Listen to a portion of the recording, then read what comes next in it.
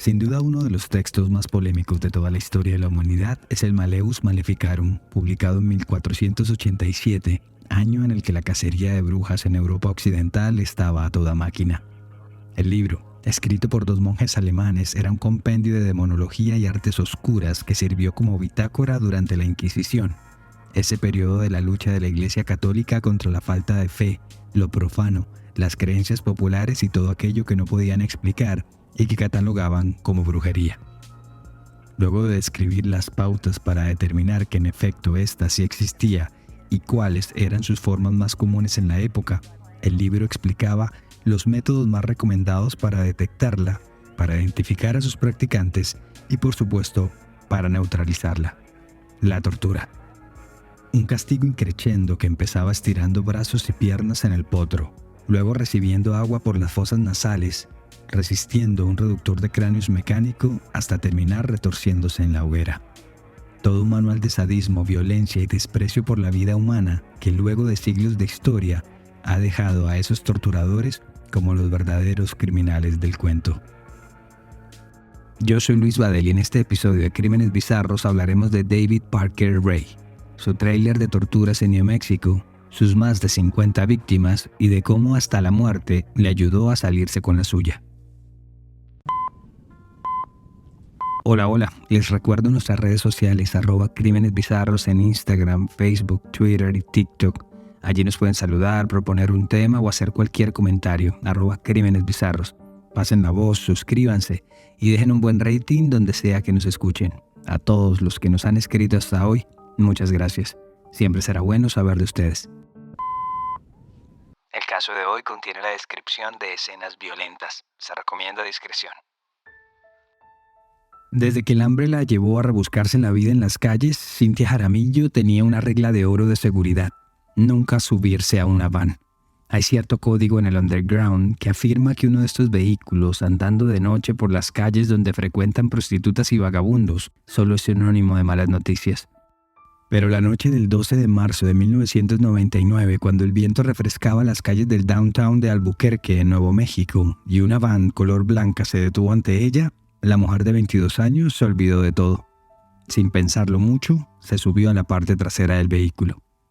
Y antes de que éste se pusiera en marcha, el conductor se giró hacia ella, le mostró una placa brillante y se identificó como policía de la ciudad encubierto y le arrojó un par de esposas. La estaba arrestando por solicitation, por prostitución, y con eso su noche llegaba a su fin de tajo. El procedimiento indicaría que Cynthia sería conducida a la estación de policía ubicada en el centro de la ciudad, pero no fue así. El hombre se salió de la zona del downtown y empezó a buscar la ruta para tomar la carrera interestatal 25 y así salir de la ciudad. Fue entonces que Cynthia se dio cuenta que estaba en peligro. En ese instante pensó, como le diría después a la cadena local de CBS, que aunque tenía las manos esposadas en la espalda, podría saltar del coche y correr en la dirección contraria tan pronto tuviera una oportunidad. Estaba esperando a que el vehículo bajara la velocidad en la próxima luz en rojo para hacerlo. Pero justo cuando estaba a centímetros de abrir la manija de la puerta, el conductor, David Parker Ray, un hombre mayor de rostro arrugado y bigote espeso, lanzó un alarido. ¡Cindy! Cynthia se asustó y quedó congelada. Ella nunca usaba su nombre verdadero en sus jornadas de trabajo. ¿Cómo era posible que este hombre, a quien ella veía por primera vez en su vida, supiera su identidad? Pero el sujeto no le estaba hablando a ella, sino a su cómplice, una mujer llamada Cindy Handy, quien como una hiena salvaje sorprendió a Cynthia desde la parte de atrás de la van e intentó neutralizarla con una picana eléctrica, de esas que se usan para el ganado. Todo era caos en la parte trasera del coche. Ante tal situación, Parker Ray frenó en seco y las mujeres dieron tumbos en la parte de atrás. El hombre se aparcó a un costado de la calle y de inmediato sacó un arma y le apuntó a Cynthia. Esa fue la última imagen de esa noche que le quedó grabada en su memoria a la mujer de 22 años. Luego llegó un fuerte golpe en la cabeza, una máscara de cuero negra y perdió el conocimiento. Hello there, bitch. Are you comfortable right now? I doubt it. Wrists and ankles chained, gagged, probably blindfolded. You are disoriented and scared too, I would imagine. Hola perra, ¿estás cómoda en este momento? Lo dudo. Muñecas y tobillos encadenados, amordazada. Probablemente tengas los ojos vendados. Estás desorientada y asustada también, me imagino. Es perfectamente normal, dadas las circunstancias. Por un momento, al menos, vas a tener que recomponerte y escuchar esta grabación. Es muy importante para tu situación. La voz rasposa, con tono campechano como de vaquero cansado que se emitía defectuosamente por los viejos bafles, despertó a Cynthia. No sabía dónde estaba. Su cuerpo poco a poco iba retomando la sensibilidad, pero no se podía mover. Como bien le había dicho en la grabación, estaba amordazada. Sus manos estaban atadas con cadenas a sus costados. Estaba sentada pero inclinada sobre su espalda y con las piernas elevadas.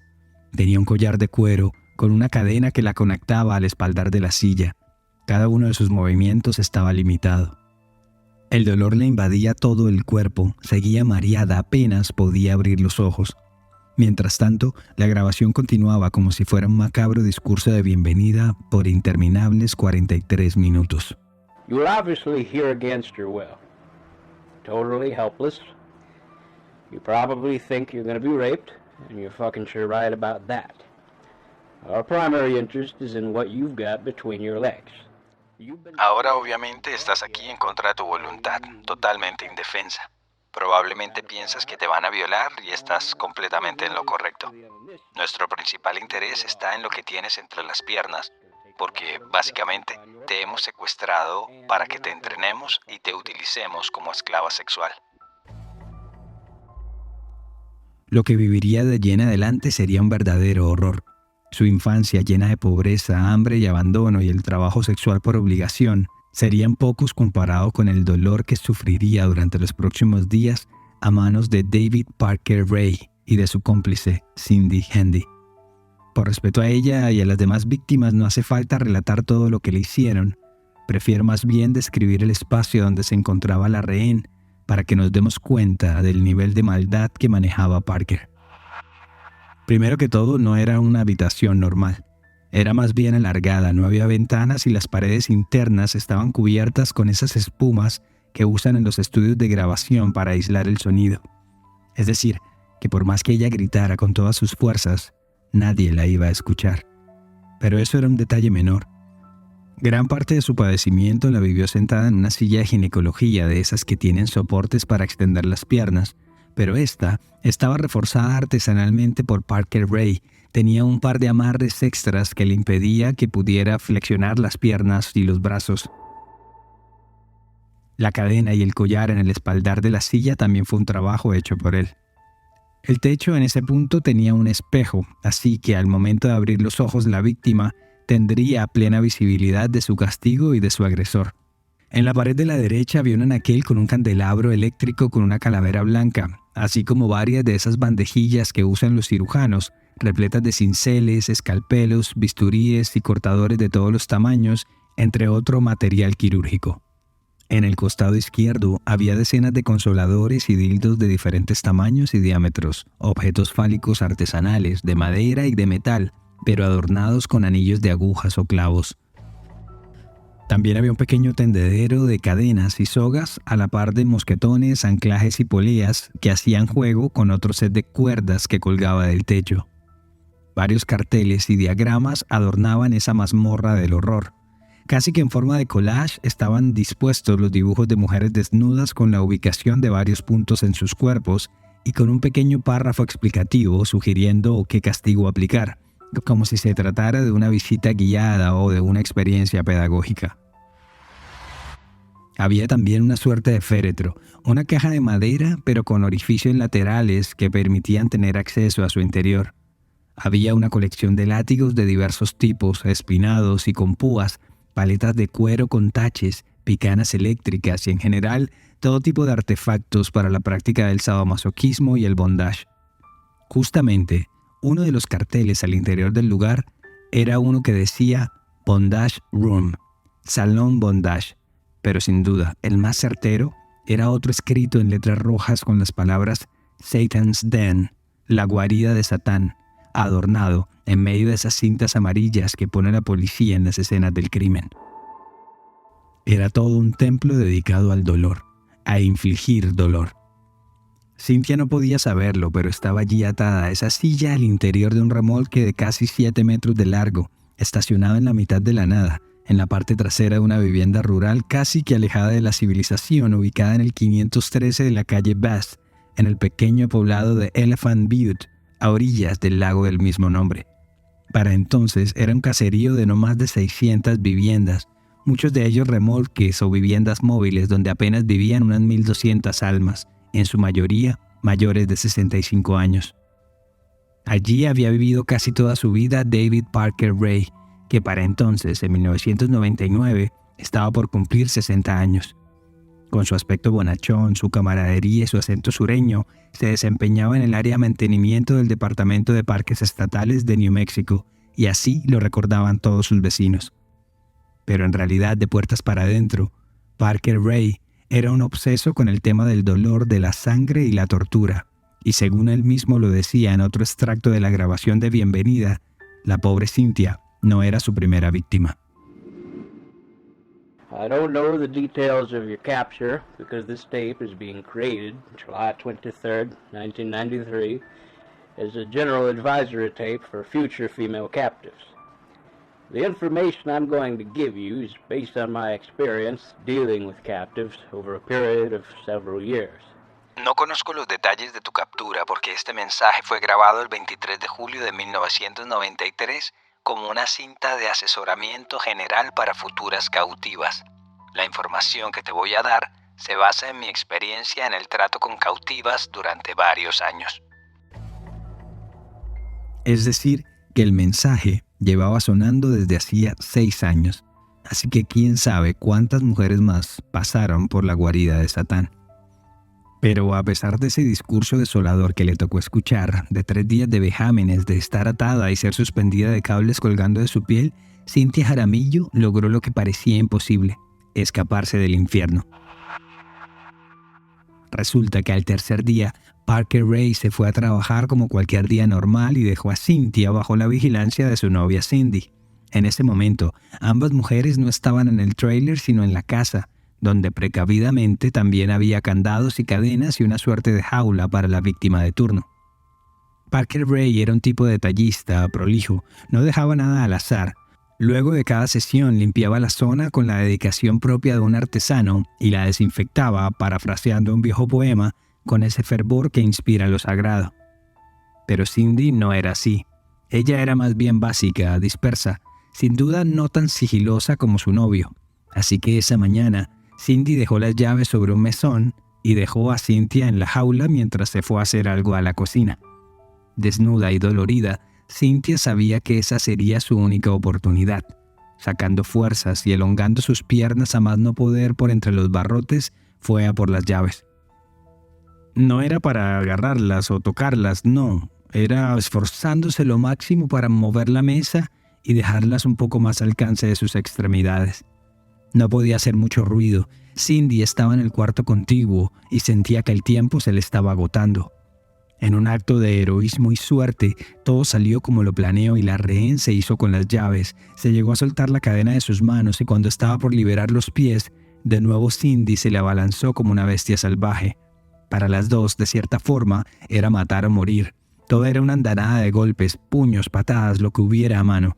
Entonces, la captora le clavó un cuchillo en su costado a la secuestrada y ésta le respondió con la punzada certera de un picahielos que la dejó casi que paralizada en el piso. Sin mucha demora, Cynthia salió de la casa y por segundos se encegueció debido al fulgor apabullante del sol y la mañana. De verdad que estaba en la mitad de la nada. Según le relataría después Cynthia a las autoridades, corrió por varios minutos, salió a la vía principal de ese sector y trató de detener a los pocos vehículos que pasaban por el lugar, pero sin suerte. Seguramente ver a una mujer desnuda, sangrando y en un visible estado de desesperación les ahuyentó. Pero eso no la detuvo. Siguió corriendo hasta que llegó a otro tráiler y con la adrenalina a full ni siquiera tocó el timbre y abrió la puerta de par en par.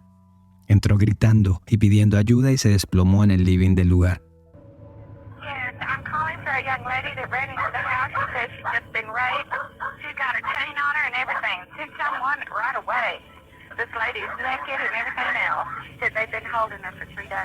Sí, estoy llamando por una joven que acaba de entrar corriendo a casa. Ella dice que ha sido violada. Tiene una cadena en el cuello y todo, y está desnuda. Dice que ha estado así en los últimos 3 días. Al momento llegaron los paramédicos y el personal de la policía local y estatal. El testimonio de la mujer permitió dar con el tráiler y con sus torturadores, quienes fueron detenidos de inmediato. Al momento de la captura, un reportero le preguntó a Cindy si ella tenía algo que ver con los hechos. Were you involved in any way? No. Kind of. Kind of? Yeah. Surgeon. ¿Estás envuelto de alguna forma con el caso? No. De cierto modo. ¿De cierto modo? Y acto seguido, un uniformado cerró la puerta de la patrulla. Ya ante el juez, ambos, David Parker Ray y Cindy Hendy, negaron las acusaciones y afirmaron que Cynthia había accedido de forma autónoma a participar de una sesión de sadomasoquismo. Obviamente, el testimonio de Cynthia les contradecía y permitió encauzar la investigación. El caso era de tal magnitud que ya era el FBI el encargado de dirigir el operativo.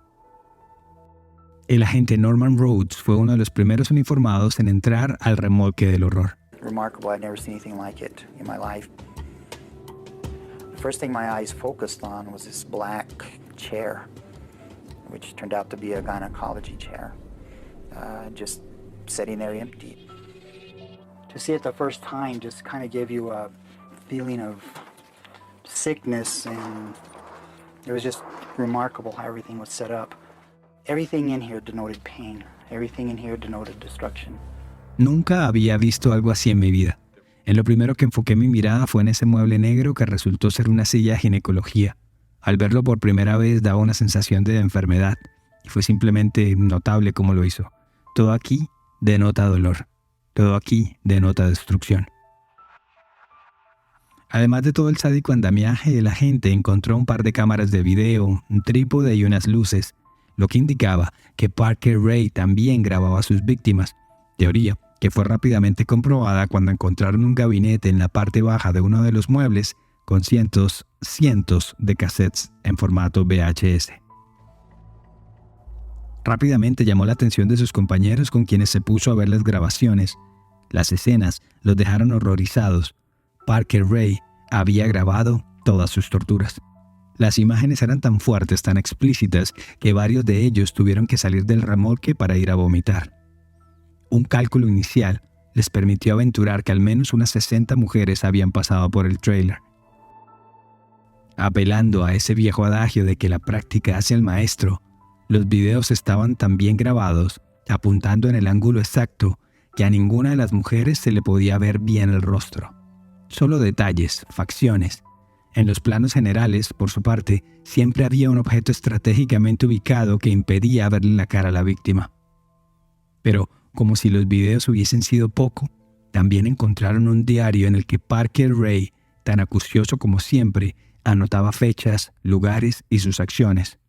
Lo único malo era que no decía nombres, ni uno.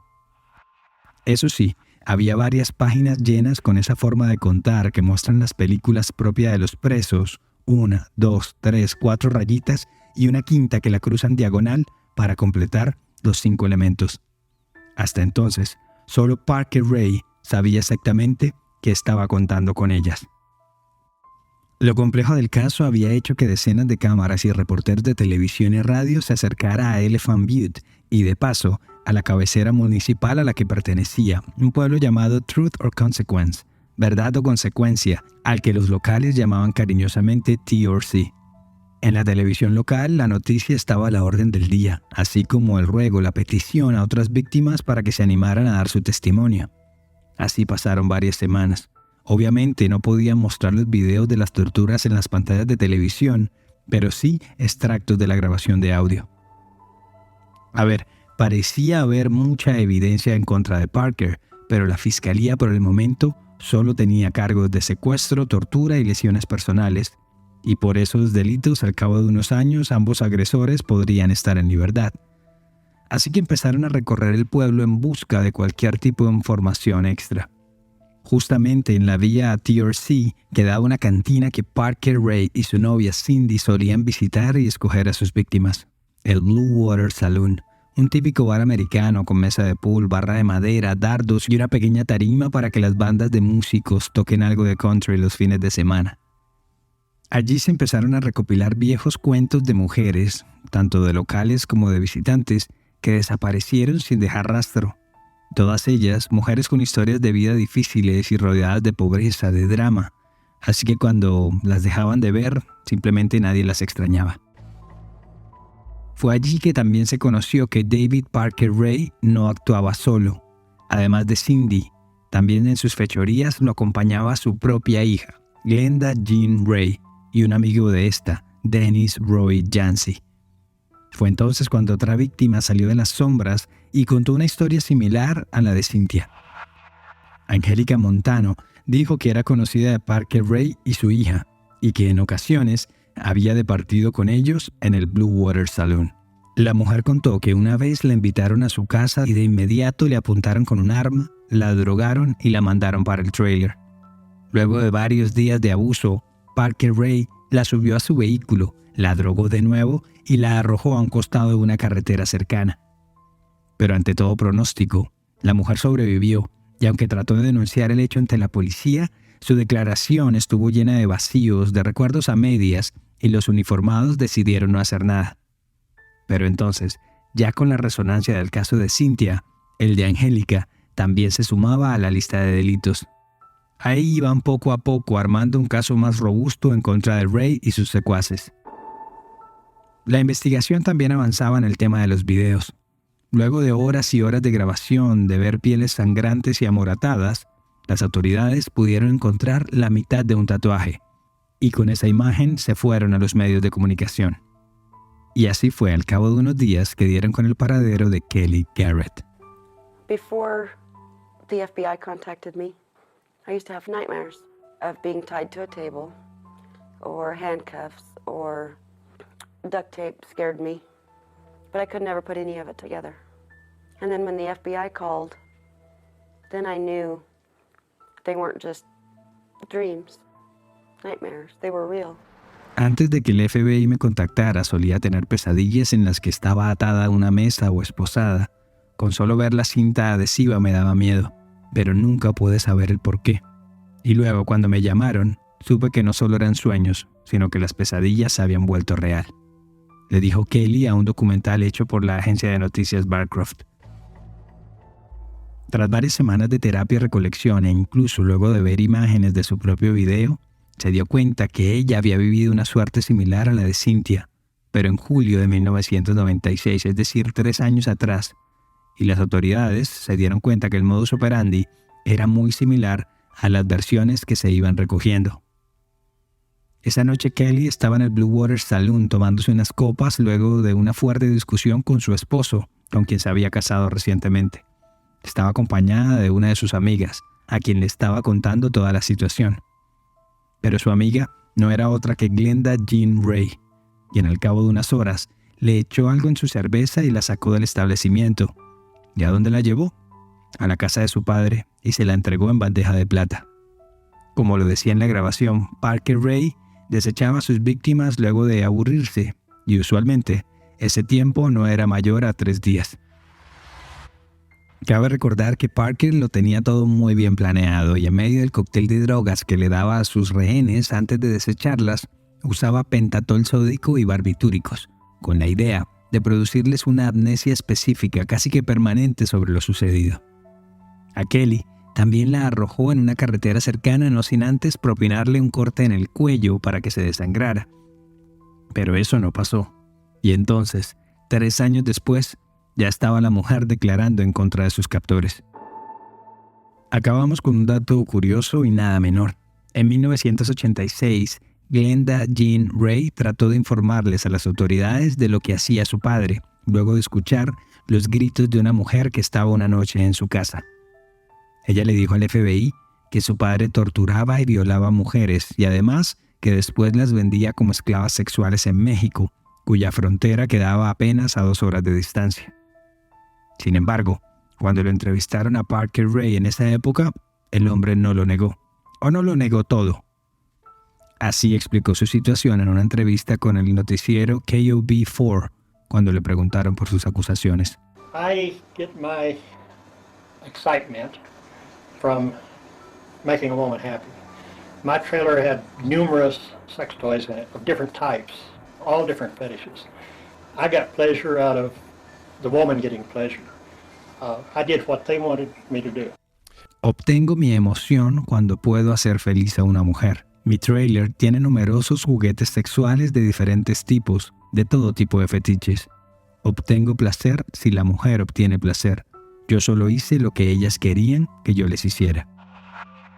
Más adelante les dijo que sí, que en efecto le gustaba el sexo fuerte, el dolor y las torturas, ya que era aficionado a las prácticas sadomasoquistas, pero que siempre lo hacía con mujeres que compartían su mismo gusto y que encontraba en las comunidades sado que pululaban en el bajo mundo. Así pues, la denuncia de Glenda Jean Ray contra su padre no condujo a ninguna acción, y antes, por el contrario, como un imán, la introdujo más de lleno en ese mundillo. Así fue que conoció a Dennis Roy Yancey y a la misma Cindy. Empezaron saliendo como amigos de copas, luego su afición por el sexo y luego una cosa llevó a la otra hasta que resultaron en una suerte de relación afectiva los tres. Y después, por loco que pueda parecer, los cuatro. Y no contentos con ello, se dedicaron a buscar nuevas víctimas. Varios reportes y entrevistas con vecinos dieron cuenta de esa relación estrecha, incómodamente estrecha, entre David Parker Ray y su hija Glenda. Incluso, ella quedó embarazada y muchos apuntaron a que el verdadero padre de la criatura era su mismo abuelo. Pero de nuevo, fueron solo rumores. Lo cierto es que la relación de A4 se fragmentó y Cindy se convirtió en la novia oficial de David Parker Ray, los cuales, recordemos, ya estaban tras las rejas.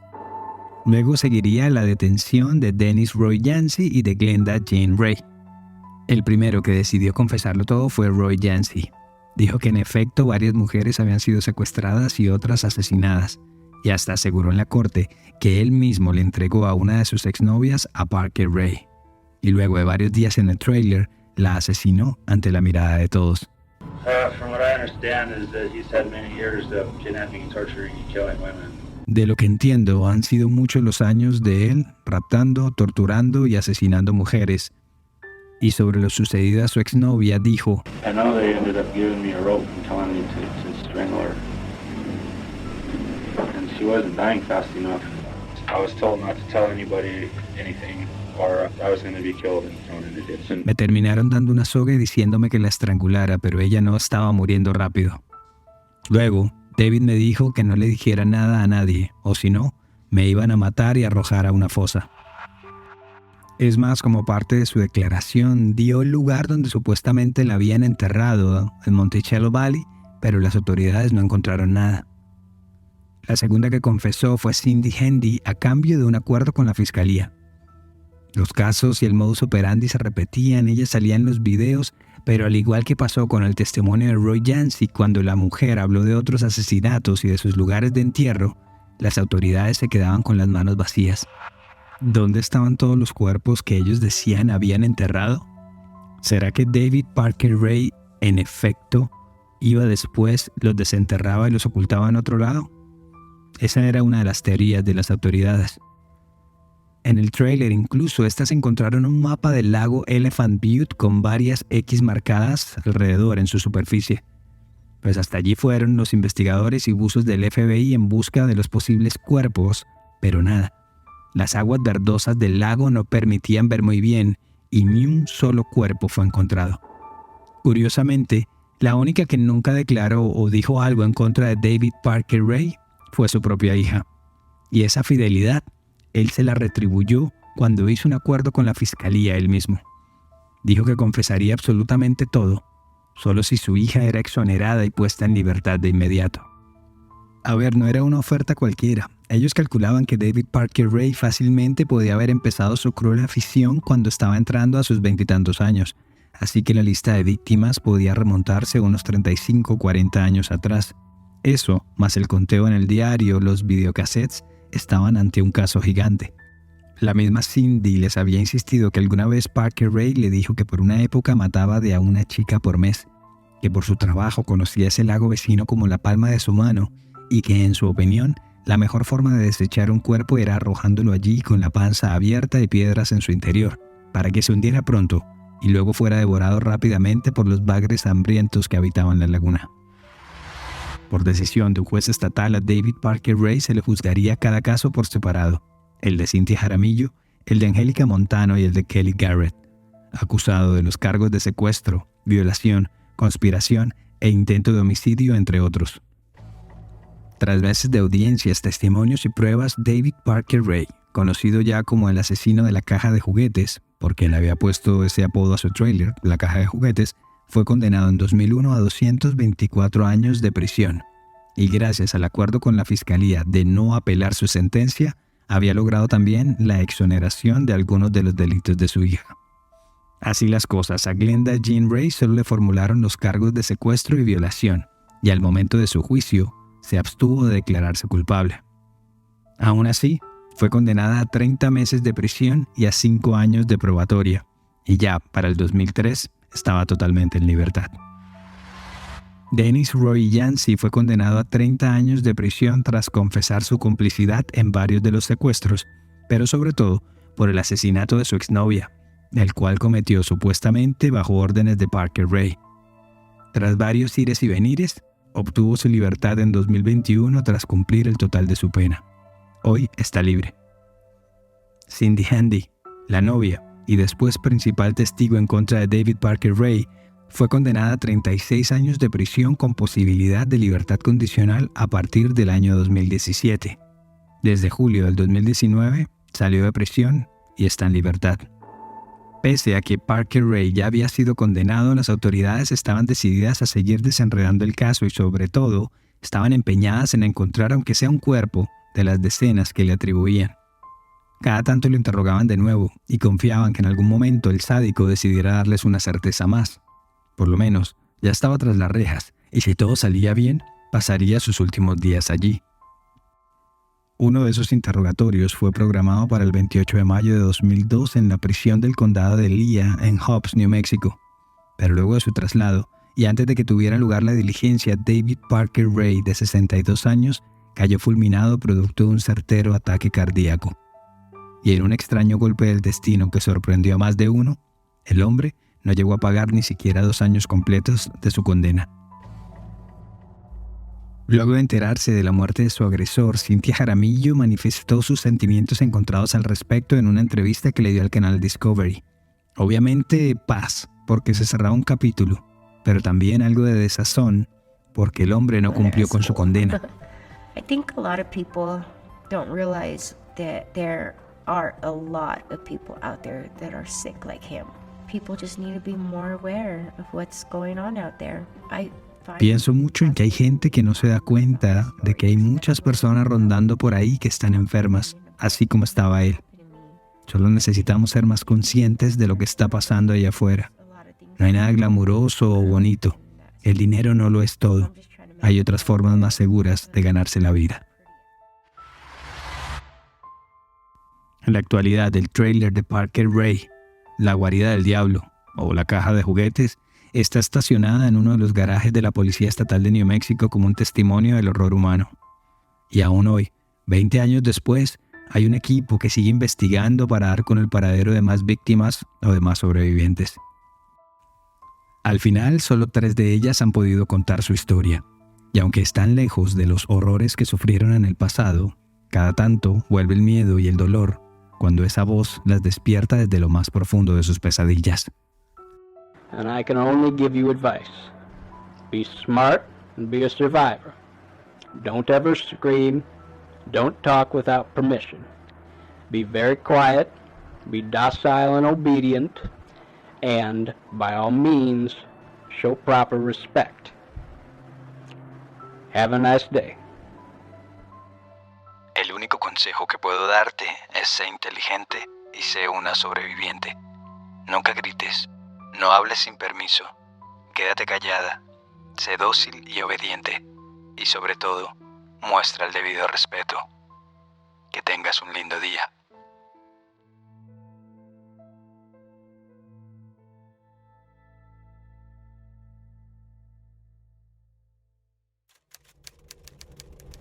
Gracias por llegar al final de esta edición de Crímenes Bizarros, un podcast de Iguana Media. El episodio de hoy fue escrito y producido por mí, Luis Badel. Y ya saben, si quieren proponer un tema o simplemente saludar, lo pueden hacer en @crímenesbizarros en Instagram, Facebook y TikTok. Siempre será bueno saber de ustedes. Nos escuchamos a la próxima. Para mayor información sobre el tema de hoy, visita iguanamedia.net.